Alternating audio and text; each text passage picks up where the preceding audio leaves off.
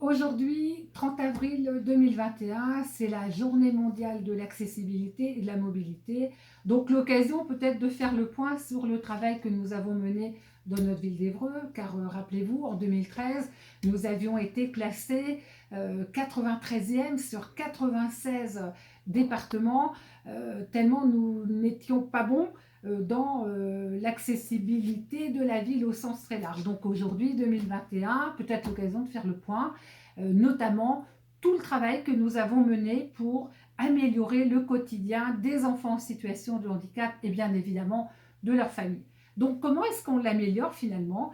On l'améliore dès le début avec l'accueil dans les crèches, en formant les agents, mais aussi en mettant en place un accueil dédié, parce que tout ça, ça prend du temps, il faut apprendre à se connaître et finalement euh, établir cette confiance qui est importante lorsqu'on a un enfant en situation de handicap. Ça, c'est la première chose.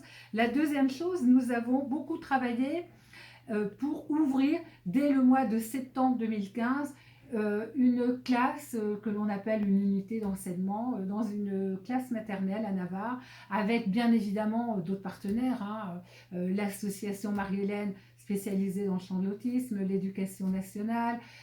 On a ouvert en un temps record tellement la demande était importante, puis surtout nous y tenions.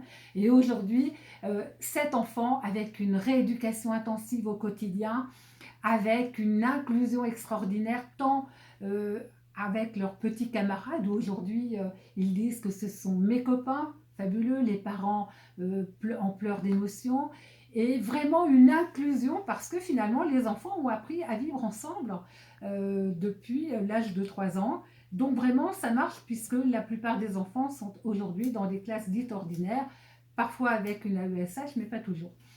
Et c'est une façon d'aider les mamans, les parents à continuer d'aller travailler sans interruption, du coup sans diminution de salaire pour la plupart des situations. Et ça, c'est important parce qu'on sait bien que dès lors que nous évoquons le handicap, il y a un surcoût pour les familles.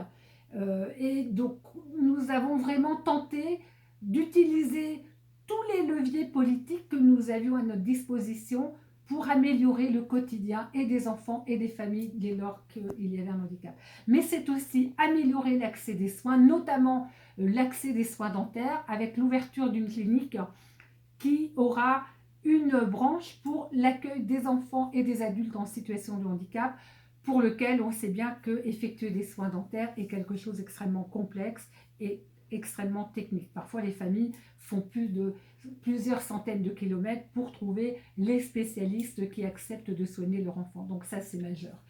Et en même temps, j'ai envie de vous parler aussi de la mise en place du cinéma Ma Différence, hein, qui a permis à des centaines d'enfants, d'ados, d'adultes qui n'étaient jamais allés au cinéma de leur vie, de découvrir l'ambiance d'une salle de cinéma.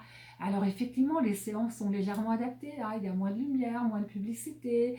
Euh, et puis on a le droit d'être debout, peut-être de pouvoir s'exprimer un peu, et puis avec un climat de bienveillance, de tolérance. Et aujourd'hui, quel plaisir et quel comment simplement du bonheur finalement de voir que des familles viennent même d'autres départements pour pouvoir participer à ces séances de cinéma. Donc oui, Cinéma Différence, un vrai succès, plusieurs centaines de familles concernées.